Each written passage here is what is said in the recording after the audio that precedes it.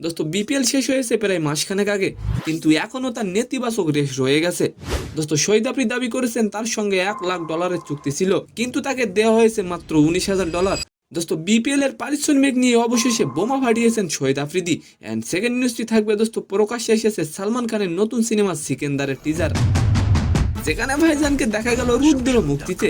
দোস্ত সালমান খানের নতুন সিনেমা তাহলে কেমন হতে যাচ্ছে? তো নিউজ দুটি জানতে অবশ্যই ভিডিওটি সম্পূর্ণ দেখবেন।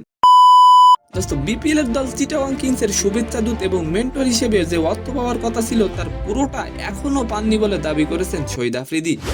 রবিবার 2 মার্চ দেশের একটি অনলাইন পোর্টালের কাছে আফ্রিদি দাবি করেছেন, আমার সঙ্গে চুক্তি ছিল $1,00,000।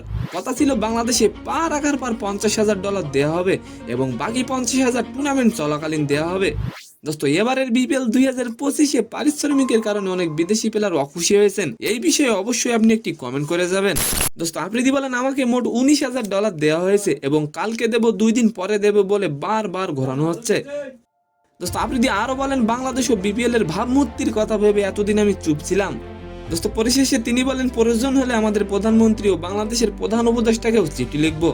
দোস্ত সেকেন্ড নিউজটি হলো, অবশেষে প্রকাশ্যে আসলো সিকেন্দারের টিজার। দোস্ত সিকেন্দার সিনেমায় সালমান খানের নাম সঞ্জয়। শত্রুদের সঙ্গে বোঝাপড়ায় জমি ছাড়তে নারাজ সঞ্জয়, কিন্তু তার ঠাকুমা তাকে সিকেন্দার বলে ডাকতেন। দোস্ত অসহায় মানুষের হয়ে লড়াই করাই হলো সিকেন্দারের উদ্দেশ্য, তাই তার সংলাপ বিচার চাইতে আসেনি, এসেছি হিসাব মিটাতে। তো সম্মানিত দর্শক, আজকের ভিডিওটি কেমন লাগলো অবশ্যই কমেন্ট বক্সে জানাবেন।